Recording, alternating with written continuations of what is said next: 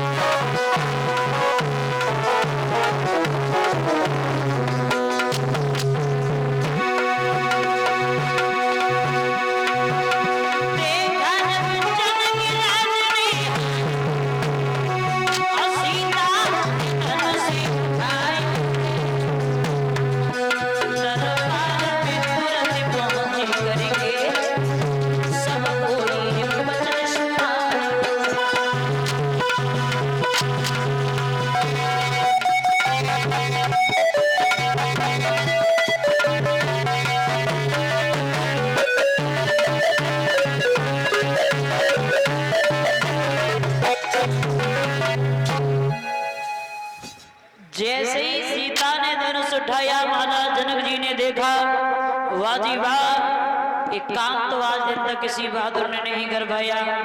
और सीता ने छोटी सी उम्र में धनुष उठा लिया।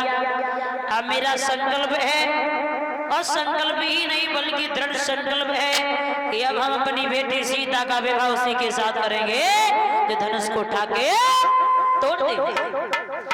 जनक जी चले हैं, दरबार में पहुंचे और ऋषि के मध्य में 501 रुपए का पुरस्कार जो हमारे गरीब परिवारे हैं, परम सम्मानीय भैया कल्लू प्रधान जी जो डाड़ी के रहने वाले, उनकी तरफ से भगवान कन्हैया देख धर्म पे चल करके अपने नाम को रोशन करें। ऐसी प्रभु से मेरी बेनती और आकांक्षा है। बोली भक्तों सल भगवान की। जनक जी ने जिस समय देखा है तो दरबार में पहुंचे, आवाज लगाई है, कहा है सभा के लोगों, हम अपनी बेटी सीता का विवाह करना चाहते हैं और आज एक पत्र लिखिए। पत्र में, खत में, चिट्ठी में एक ही बात लिख दो, क्या लिखना है? तो आज जनक जी आगे बढ़े और जवाब दिया है सभा के लोगों, हम अपनी बेटी सीता का विवाह किसके साथ करेंगे? किसके साथ करोगे? तो समझाते हुए बोले हैं, सुना कि जिस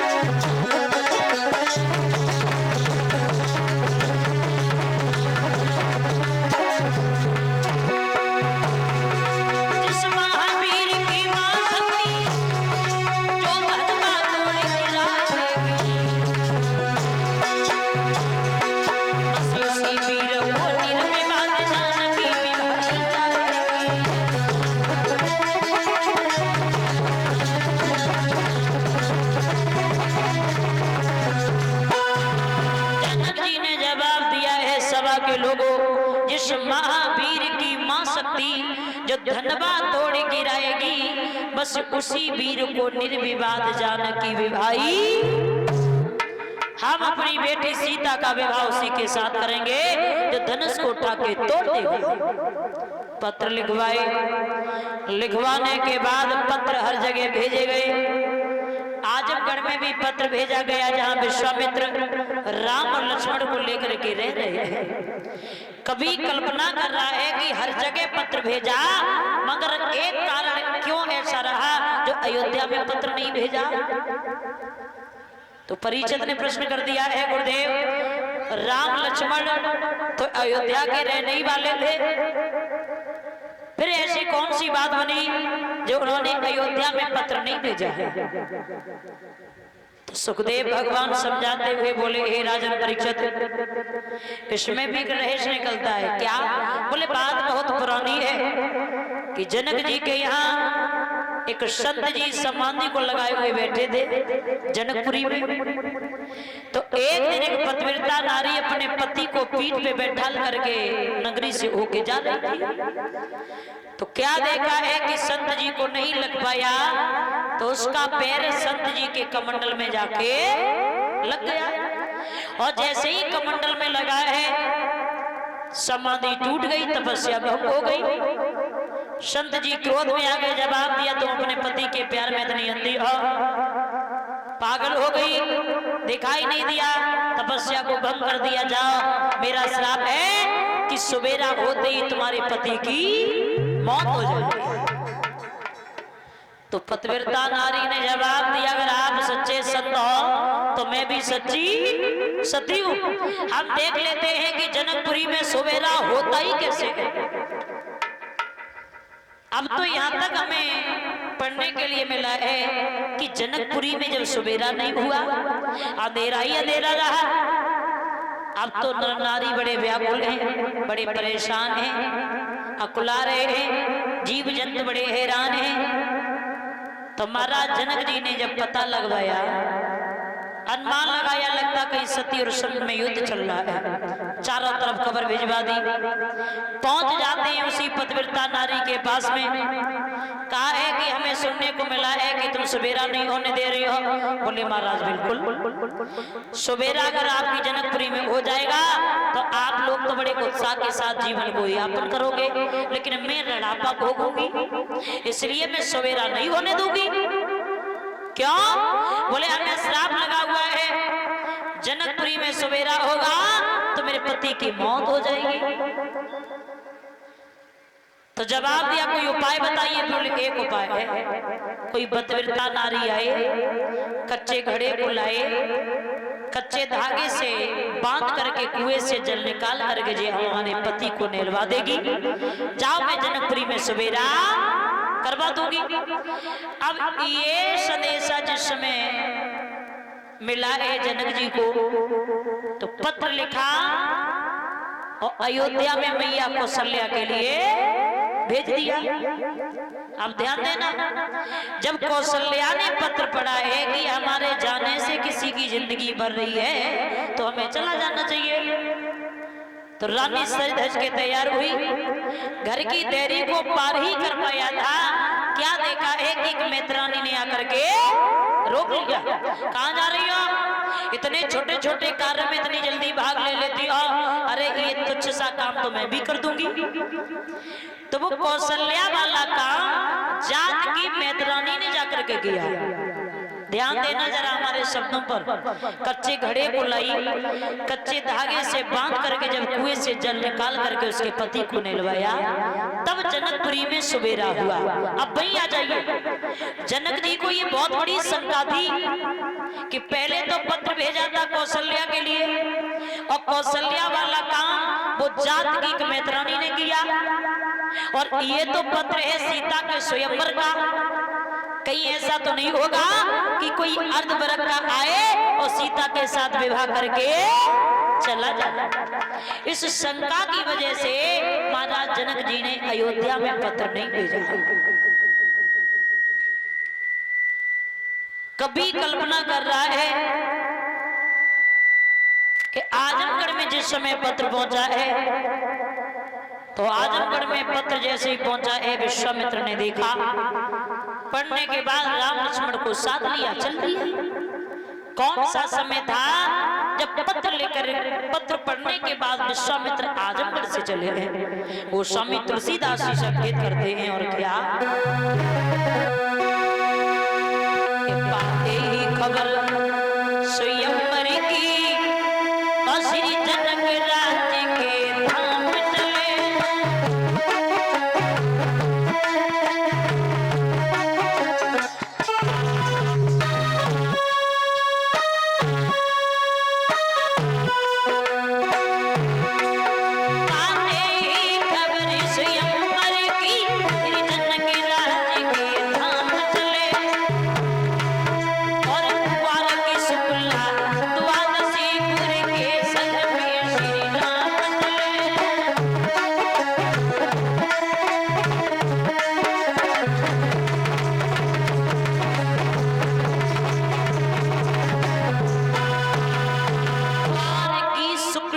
की एकादशी के दिन खबर मिली है कि सीता का स्वयंवर है। अक्वार की शुक्ल पक्ष की द्वादशी के दिन राम और लक्ष्मण को साथ लिया और चल दिए।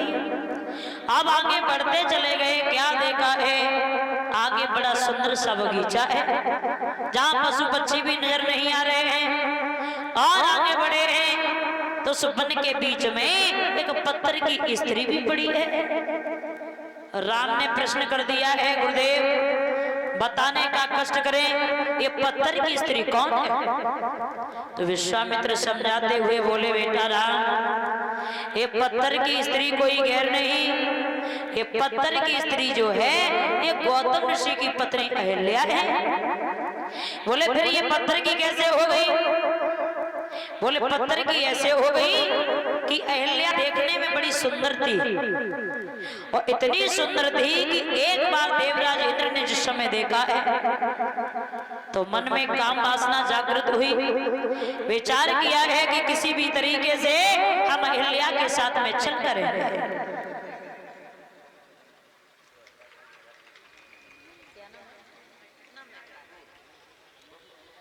और इसी के मध्य में हमारी माता जी की तरफ से जो इसी ग्राम की रहने वाली हैं, पुष्पों का हार बना के और 101 रुपए देकर के जो हमारा सम्मान कर रहे हैं, भगवान कन्या सद्बुद्धि प्रदान करें।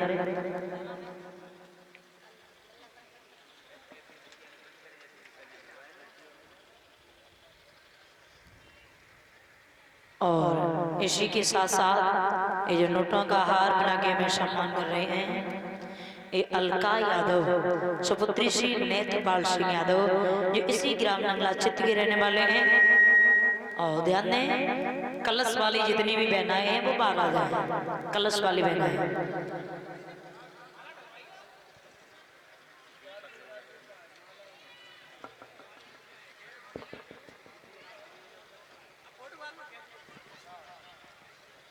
और इसी के साथ साथ ये ब्रह्म सम्मानी भैया दीपक यादव इसी ग्राम नंगला चित्त के रहने वाले हैं, नोटों का हार बना के जो हमें सम्मान कर रहे हैं। आशा करती हूँ धर्म के लिए आई हाथ तो जल बने रहें, धर्म पे चल करके अपने नाम को रोशन करें।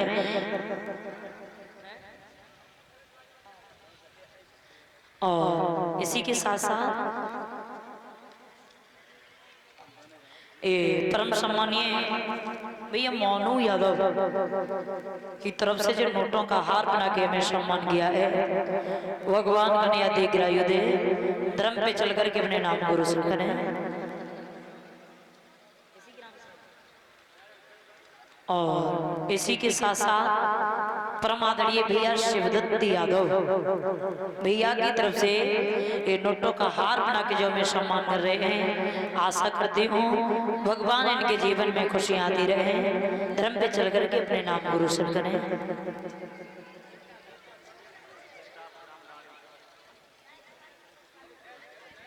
और इसी के साथ साथ परम सम्मानीय ए अश्वनी यादव 100 रुपए का पुरस्कार जो हमारे घरे भिजवा रहे हैं, समस्त स्टाफ को 51 मुद्राओं से सम्मान कर रहे हैं। और जो डाणी के रहने वाले उनकी तरफ से भगवान कन्या दीर्घायु दे, भगवान की वहीं आ जाइए जहां कथा का प्रसंग चल रहा था। महाराज विश्वामित्र समझाते हुए वो इनके सौंदर्य को निहारा है तो मन में काम वासना जागृत हुई, विचार किया है कि अहिल्या के साथ में चल करेंगे।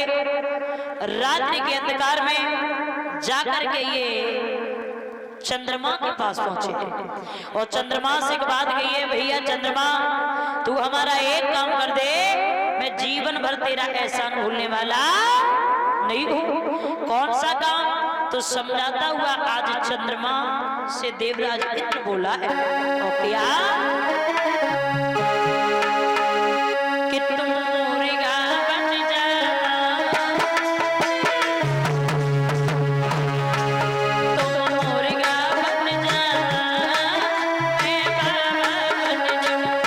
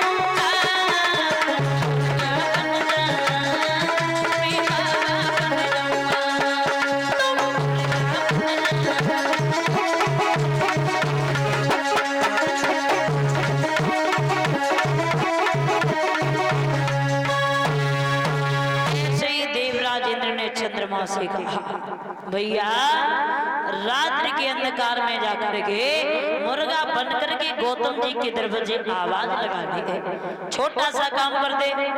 चंद्रमा ने कहा है भैया कोई बात नहीं। समझाते हुए विश्वामित्र बोले हैं बेटा राम, रात्रि का जिस समय अंधकार हुआ है, रात्रि के ठीक 12 बज रहे हैं, चंद्रमा मुर्गा बनके जिस समय दरवाजे पहुंचा है और गौतम जी के दरवाजे जाकर के जैसे ही आवाज लगाई, गौतम जी ने समझा कि सवेरा हो गया, कमंडल लिया गंगा के तट पे पहुंच गए।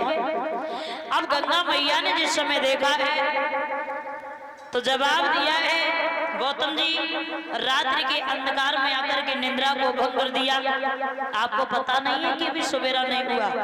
बोले नहीं माँ सवेरा हो चुका है। बोले सवेरा नहीं, जा करके देखो तुम्हारे घर में चल हो रहा है। तो बेटा राम गौतम जी वहां से भागे, क्या देखा है कि देवराज इंद्र घर में प्रवेश कर चुका था। श्राप दे दिया अपनी पत्नी को, ये वही अहिल्या है जो पत्थर की हो गई। मगर बेटा राम तुम्हारे चरणों की रज, तुम्हारे चरणों की धूल अगर इनके ऊपर पड़ जाए तो इनका भी उद्धार हो जाएगा। आगे बढ़कर के भगवान मर्यादा पुरुषोत्तम श्री राम ने अहिल्या का उद्धार किया है। यहीं से प्रभु का एक नाम और पड़ जाता है, पगुधारी भगवान। बोलिए पगुधारी भगवान की। जैसे ही भगवान ने उद्धार किया है अहिल्या का, राम और लक्ष्मण गुरुदेव के साथ में आगे बढ़े हैं तो श्री सुखदेव जी बोले हे राजन परीक्षित, पहुंच जाते हैं जहां जनक जी का फूल बाग है। कभी ने तो यहाँ तक कल्पना की है कि जब जनक जी के फूल बाग की तरफ बढ़े हैं तो वो समय कौन सा था, लिखा तो हमने यहाँ तक देखा है। तो क्या कि चले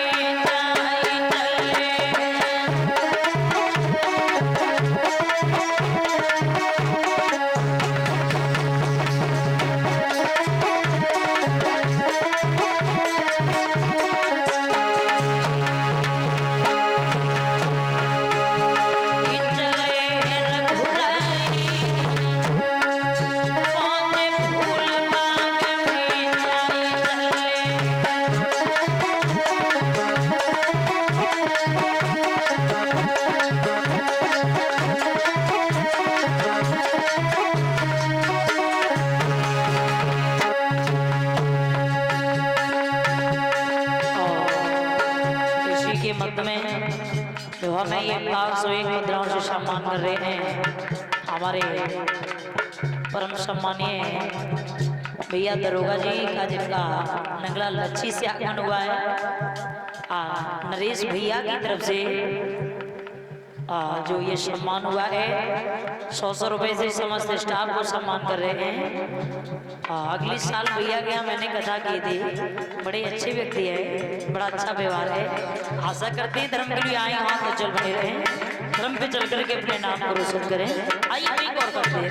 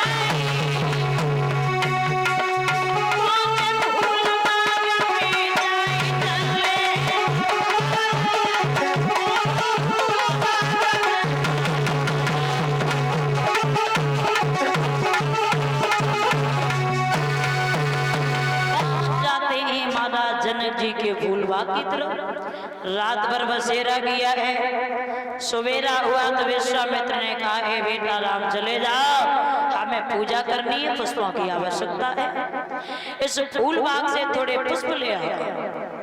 जब चले हैं गुरु का आदेश हुआ तो राम और लक्ष्मण पुष्प लेने के लिए जिस समय बगीचे की तरफ बढ़े हैं, कल्पना कर रहा है उधर सीता जी अपनी संग की सहेलियों को साथ लेकर के अब उसी बगीचे में चली हैं गिरजा मैया के मंदिर में पूजन करने के लिए।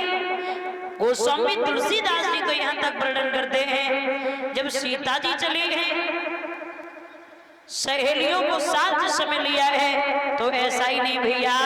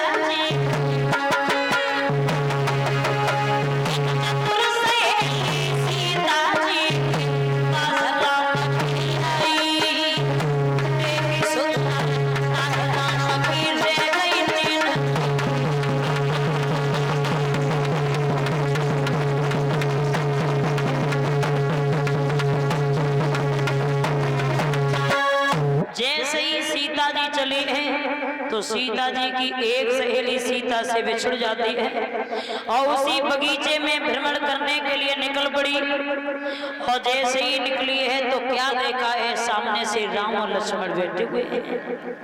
सौंदर्य को निहारा, विचार किया है परमात्मा अगर इनका विवाह हमारी बहन सीता के साथ में हो जाए तो कितना अच्छा रहेगा। वो लड़की भागी सीता के पास पहुंची कहा है बहन सीता, हमें ऐसा प्रतीत हो रहा है मानो कि उस बगीचे में राम लक्ष्मण क्यों न पधारे हो। सीता ने कहा है पागल हो गई क्या, राम लक्ष्मण आएंगे तो पिताजी के दरबार में आएंगे, बगीचे में क्या करेंगे। बोले बात मानो या ना मानो ये तुम्हारी खुशी है, लेकिन हमने जो देखा विश्वास ना हो तो चल करके देख सकती हो। वो लड़की समझाती हुई सीता जी से बोली और क्या, आरी सुनारी और सजनी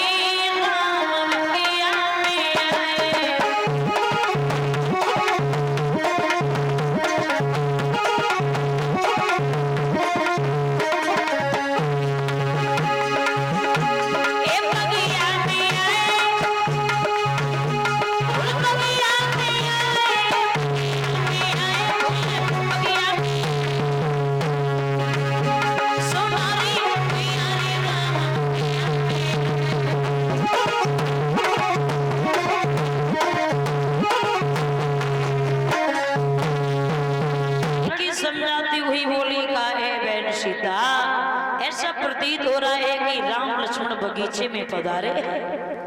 सीता ने कहा है दिखाओ मुझे भी कहाँ है राम लक्ष्मण।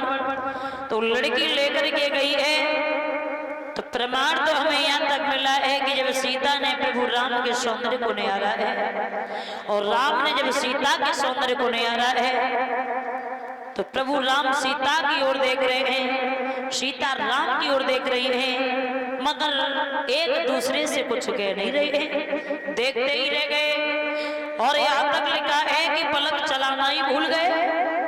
एक लड़की आगे बढ़ी, जवाब दिया बहन सीता अभी तो बहुत लंबी लंबी बातें मार रही थी कि राम क्या करेंगे, देखना अब ऐसा लग रहा है कि तुम्हारा स्वयंवर यही हो रहा हो। सीता ने कहा है बहन ऐसा कुछ भी नहीं है, आओ गिरजा मैया के मंदिर में चलते हैं। मैया के मंदिर में प्रस्थान किया है, पूजन किया है। गिरजा मैया ने खुश होकर के आशीर्वाद दिया, कहा है जाओ बेटी सीता, जिसे आप दिल से चाहोगी उसी के हाथों से धनुष टूट जाएगा, ये मेरा आशीर्वाद है। अब सीता जी गिरजा मैया से आशीर्वाद लेकर के चली है, कहाँ अपनी रंगभूमि में। अब गोस्वामी तुलसीदास जी वर्णन करते हैं, एक बहुत बड़ी अच्छी चौपाई लिखी है, और माफ करना गोस्वामी तुलसीदास जी की हर चौपाई में हर जगह शंका है। अब यहाँ पर उन्होंने इतनी बड़ी शंका कर दी कि जब सीता जी ने अपनी रंगभूमि में कदम रखा तो क्या लिखा है महाराज,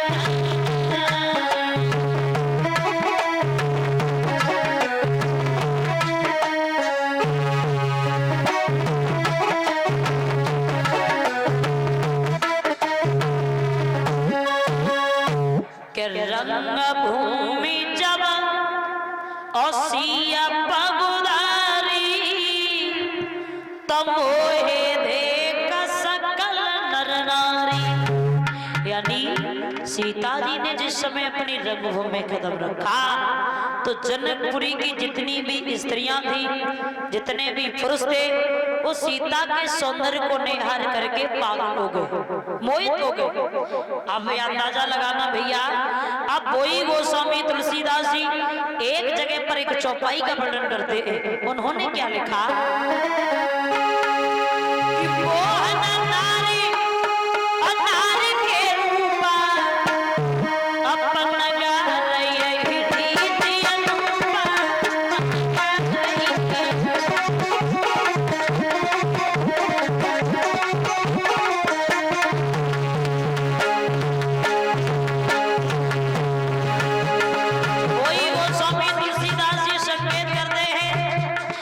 स्त्री कितनी भी सुंदर क्यों ना हो, लेकिन कभी स्त्री स्त्री की प्रशंसा सुन नहीं सकती है। लिखा है हमारा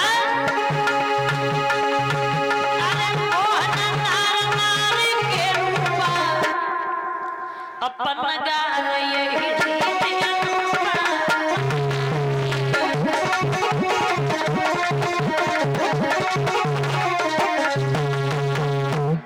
रंग भूमि जब सिया पगुधारी तमोहे देख सकल नर नारी। जब सीता जी ने रंगभूमि में कदम रखा तो जनकपुरी की स्त्रियां ना पुरुष सीता के सौंदर्य के मोहित हो गए। आप वही गोस्वामी तुलसीदास जी लिखते हैं कि मोहन नारी और नारी के रूपा अपन नगार यही रीति अनुपा।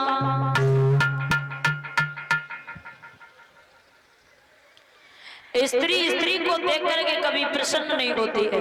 फिर गोस्वामी तुलसीदास जी ने कैसे लिख दिया, अब भैया शंका ना करें। और इसी के मध्य में ये नन्हा सा बालक कृष्णा यादव नोटों का हार बना के जो हमें सम्मान कर रहा है, इसी ग्राम मंगलाचित का रहने वाला है।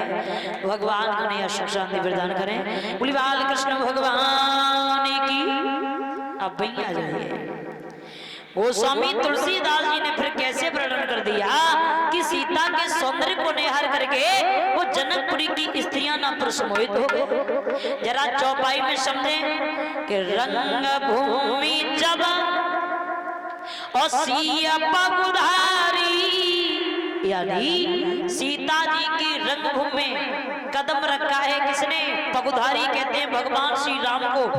कि जब से नारी अहिल्या तारी तो तबई से नाम पढ़ो पगुधारी।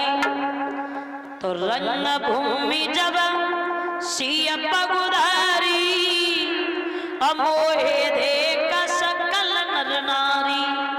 इसलिए सीता के सौंदर्य को देख करके नहीं, प्रभु राम के सौंदर्य को निहार करके वो जनकपुरी की स्त्रियां ना पुरुष मोहित हो गए। बड़े दूर दूर के राजा महाराजा सभा में उपस्थित हुए। अब धनुष को तोड़ने के लिए बारी बारी से जाते हैं। धनुष को छूने के बाद अपने स्थान पर बैठ जाते हैं। जब किसी के हिलाए से धनुष नहीं हिला तो जनक जी खड़े हो गए, जवाब दिया सभा के लोगों, काश अगर मुझे पहले से ये पता होता कि आप लोगों के अंदर इतनी शक्ति नहीं है, इतना बल नहीं है, तो हम अपनी बेटी का स्वयंवर नहीं रखते। जनक जी खड़े हो गए और क्रोध में आकर के बोले नहीं और क्या कि कुंवारी लली रही, बोले कि कुंवारी धी रही अपिरता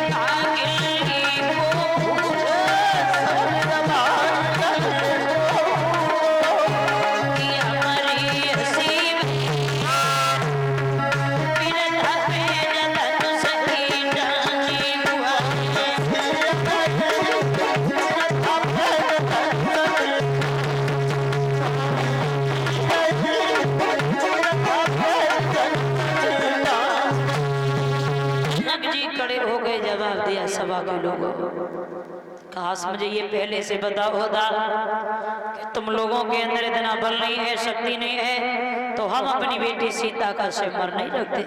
अरे क्या देख रहे हो हमारी चेहरे की तरफ? चले जाओ इस सभा से, सीता के साथ रिश्ता जोड़ने की आशा को त्याग करके आप सभा से यहाँ से जुदा होकर के चले जाओ। अब मुझे आशा नहीं, पूर्ण विश्वास है कि मेरी बेटी सीता को कुंवारा ही रहना पड़ेगा।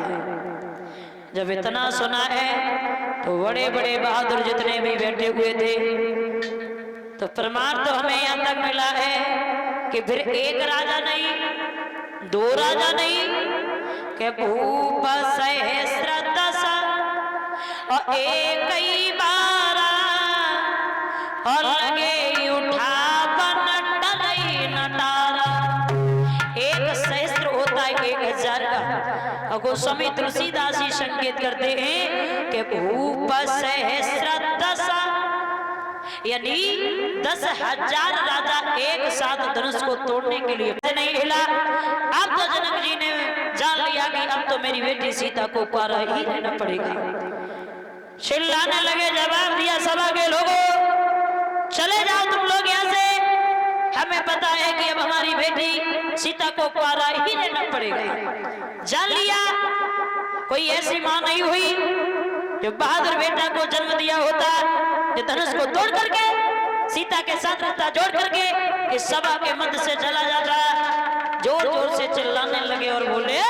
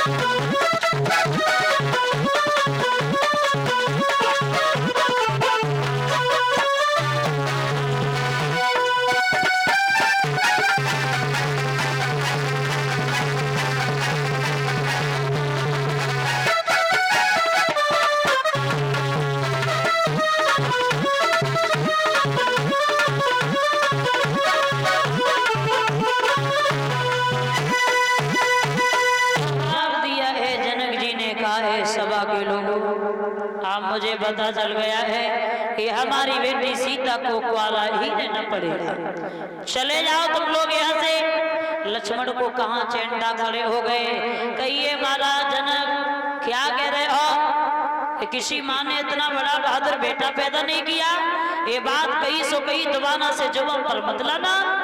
और सुना, धनुष तो बहुत छोटी बात है, गुरु का अगर आदेश मिल जाए तो पूरे ब्रह्मांड को गेंद की तरह उछाल दूंगा। ये बात दोबारा से मत कहना। जैसे ही क्रोध में आए हैं तो विश्वामित्र ने समझाया, कहा हे बेटा राम, लक्ष्मण से कहो बैठ जाओ और आप खड़े हो जाओ, जाकर के जनक जी के दुख को दूर करो। विश्वामित्र ने लक्ष्मण की कलाई पकड़ी, बैठा लिया। कहा हे लक्ष्मण, अभी तुम्हारा बड़ा भैया मौजूद हालत में बैठा हुआ है, राम जाओ जाकर के धनुष को तोड़ दीजिए। जब प्रभु राम चले हैं तो क्या देखा है कि सभा के मध्य में बैठे बड़े बड़े राजा महाराजा राम को देख करके ताली बजा के हंसने लगे। अरे हम इतने बड़े बड़े बहादुर आए, धनुष को तोड़ नहीं पाए, और ये जरा से बालक क्या कर सकते हैं? चीटी चढ़ी पार। लेकिन याद रखना कि जब तक संत की होत ना हंसी और तब तक भक्ति होत नहीं। प्रभु राम ने किसी की तरफ नहीं देखा, आगे बढ़े, धनुष को दोनों हाथों से नमन किया है। नमन करने के बाद टाइम उस धनुष को उठा करके तोड़ दिया है। एक आवाज सी हुई, वो स्वामी तुलसीदास जी वर्णन करते हैं कि फिर पता नहीं कब झुका धनुष और या भाजी की हाथों में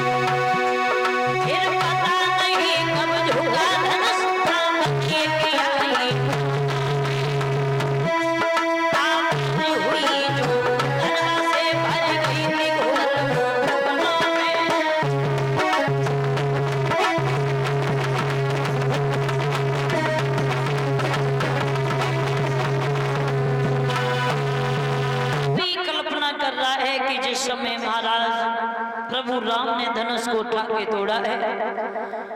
सभा में बैठी हुई सीता की सहेलियां हंसने लगी, ताली बजने लगी, दरबार में खुशी का माहौल जागृत हो गया। अब सीता को साथ लिया सहेलियां आगे बढ़ी, कहा है अब तो जयमाला डाल दीजिए। अब सीता की उम्र है 5 साल 5 महीना 7 दिन की और प्रभु राम की अवस्था है 14 वर्ष की। अब सीता जी खूब हाथ ऊंचे कर रही हैं लेकिन गले तक नहीं पहुंच रही हैं। तो सहेलियां बेनती करती हुई बोली हैं, कहा है प्रभु राम से, प्रभु हमारी सीता आपसे बहुत छोटी है, कृपा कर हो जाए तो थोड़ा सा झुक जाइए। वो लड़कियां बेनती करती हुई बोली और क्या के झुकी जाइयो तनिक रघुवीर अल्ली मेरी बारी है,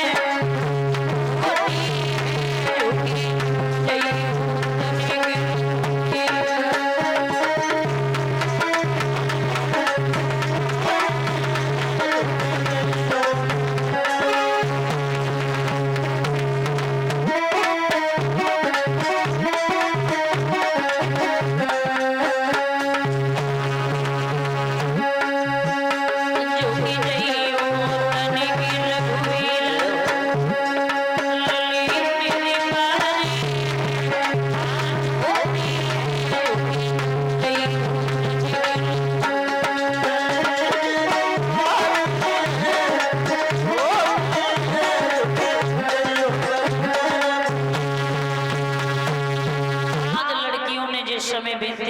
तो प्रभु राम ने सोचा है कि झुकने में क्या जा रहा है, आज झुके जा रहे हैं।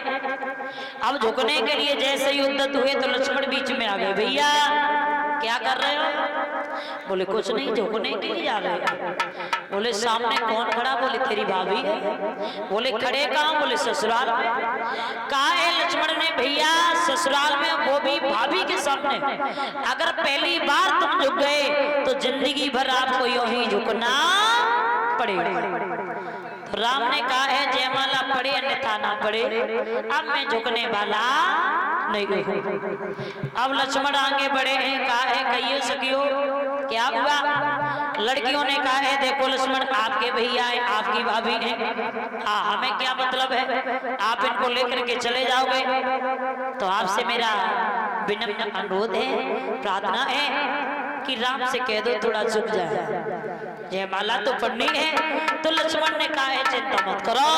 आगे बढ़कर के लक्ष्मण ने प्रभु राम के चरणों को झुक करके स्पर्श किया है और प्रभु राम ने झुक करके लक्ष्मण को आशीर्वाद दिया। सीता को मौका मिल गया, सीता ने जयमाला को डाल दिया है। बोलिए श्याम रामचंद्र की। बड़े हर्ष और उल्लास के साथ में सीता का विवाह प्रभु राम के साथ में संपन्न हुआ। अब जब सवेरा हुआ तो आप लोगों ने देखा होगा कि दूल्हा जब सुबह के टाइम जब घर में आता ना तो माताएं बहनें बहुत अच्छी अच्छी गालियां देती है। और हम तो एक जगह सुन रही थी खड़ी खड़ी, माताएं ये कह रही थी कि समधी तेरे जैसे लड़का घोरिन पे डरे। आप बताओ दादा ये कोई गाली है? और जब घोरिन पे ही डरे फिर काय को गए? और हम तो कभी कभी अकेले बैठ के ये विचार करती हूँ, परमात्मा इन माताओं की गालियों को लिखने वाला कभी किस देश का है? जिंदगी में एक बार तो मुलाकात हो ही जाती, ये तो पूछ ही लेती कि ये गालियां तो लाता कहां से है? कोई पता नहीं है कि माताओं का अंटीना कब कितने टाइम किधर घूम जाए, कौन सा चैनल पकड़ ले, किधर गाने के लिए प्रारंभ हो जाए, कोई पता नहीं इनकी खोपड़ी का। वहां प्रभु राम को गालियां दी गई हैं और ऐसी वैसी गालियां नहीं दी गई। गालियां भी दी हैं तो लड़कियों ने बड़ी सामाजिक गालियां दी हैं। और प्रभु राम से क्या बोली है कभी कल्पना कर रहा है और क्या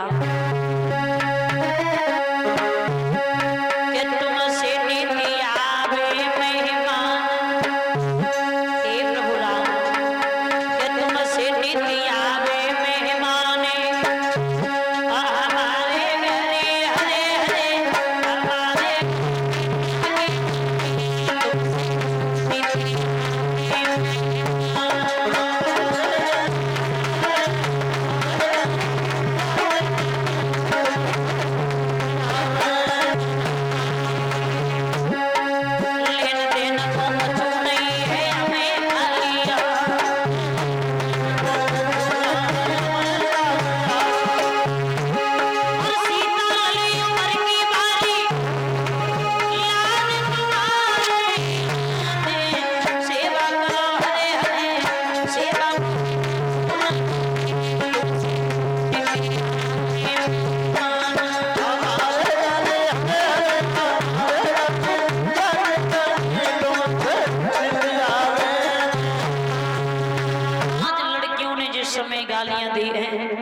तो एक लड़की आगे बढ़ी, जवाब दिया, बहन कम से कम कोई ऐसी गाली तो दे जो राम लक्ष्मण कुछ बोल सके।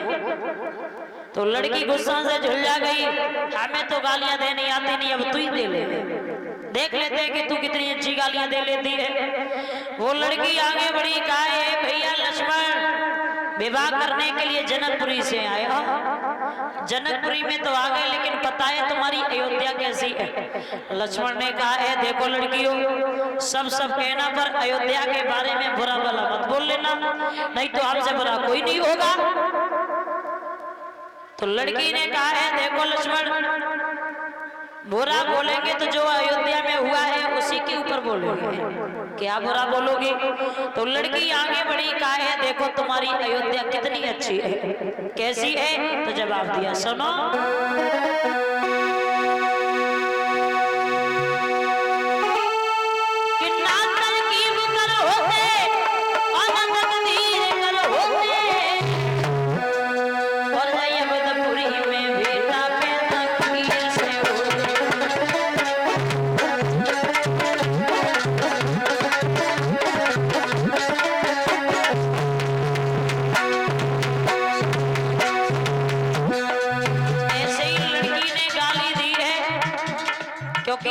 खीर को खा करके ही चारों भाइयों का अवतार हुआ था। तो लक्ष्मण ने कहा है बस भैया अब ये सुनना हमें पसंद नहीं है, आप बताओ क्या करें। तो राम ने कहा तुम भी कह लो अपने मन की, तुम क्यों पीछे हट रहे हो। तो लक्ष्मण आगे बढ़े, लक्ष्मण को बोलने में कुछ नहीं बना, तो आज अपनी भाभी के ऊपर बोल पड़े और कहा ये सखियो अयोध्या के बारे में बोल रही हूँ, अयोध्या तो बहुत सुंदर है, मगर तुम्हारी जनकपुरी से अयोध्या लाख गुनी अच्छी है। तुम्हारी जनकपुरी में क्या होता है पता है। और इसी के मत में ये गोलू यादव जो इसी ग्राम नंगला क्षेत्र के रहने वाले हैं, नोटों का हार बना के सम्मान कर रहे हैं। भगवान उन्हें सद्बुद्धि प्रदान करे। लक्ष्मण बोले और कहा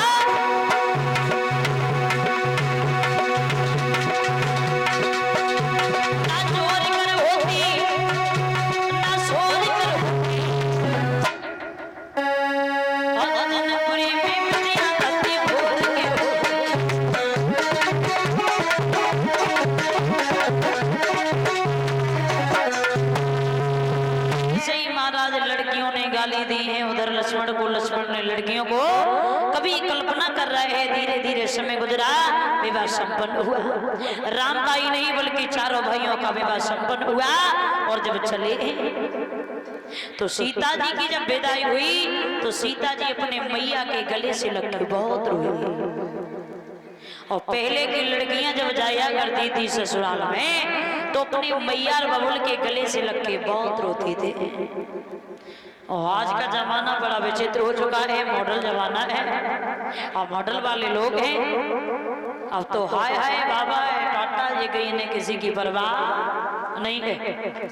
एक बात जरूर बताऊंगी दादा कि जब लड़की की विदा होती है ना तो ऐसा प्रतीत होता है मानो कि घर की सारी शोभा उस लड़की के पीछे क्यों न चली गई हो।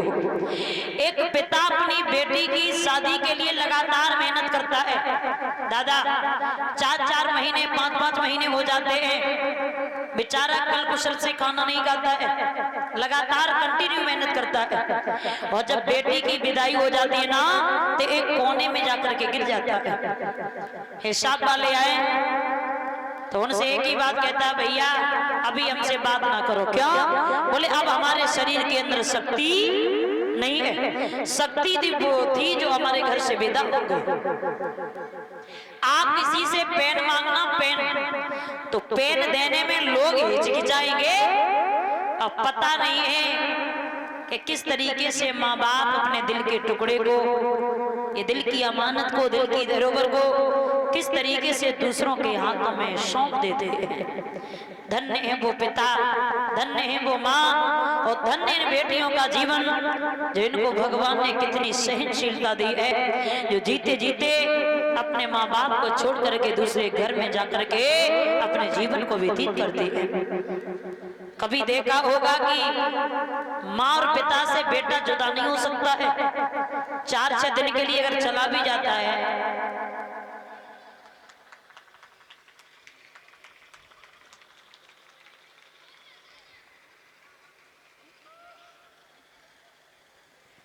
4-6 दिन के लिए अगर चला भी जाता है तो उसके बाद माँ की याद बहुत आती है, पिता की याद बहुत आती है, तो जाकर के अपने माँ और पिता से मिलने पहुंच जाता है। और धन्य है ये बेटियां जो 2-2 महीने, 4-4 महीने, 6-6 महीने, 1-1 साल हो जाती है अपने माँ बाप का मुख नहीं देख पाते हैं। कितनी इनके अंदर सहनशीलता दी है।